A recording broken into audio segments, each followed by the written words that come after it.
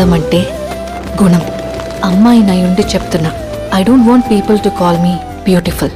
దాని బదులు నీది కష్టపడే తత్వం, నీలో కరుణ ఉంది, నీకు ధైర్యం ఎక్కువ, నువ్వు తెలివైన దానివంటే నాకు సంతోషం.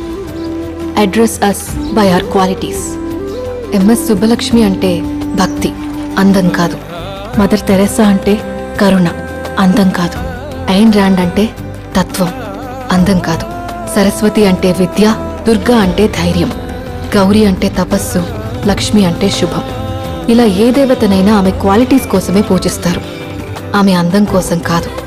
నీ గుణాలే నీ సంతకం అవుతాయి, నీ అందం కాదు. అందుకే ప్రపంచము మగాళ్ళలో కాదు, ఆడదే ఆడదాన్ని అందాన్ని దాటి చూసుకోగలగాలి. అలా అందాన్ని దాటి చూస్తే ఆడదానిలో ఒక సముద్రమే కనపడుతుంది. గుణాలతో నిండిన ఒక దేవతే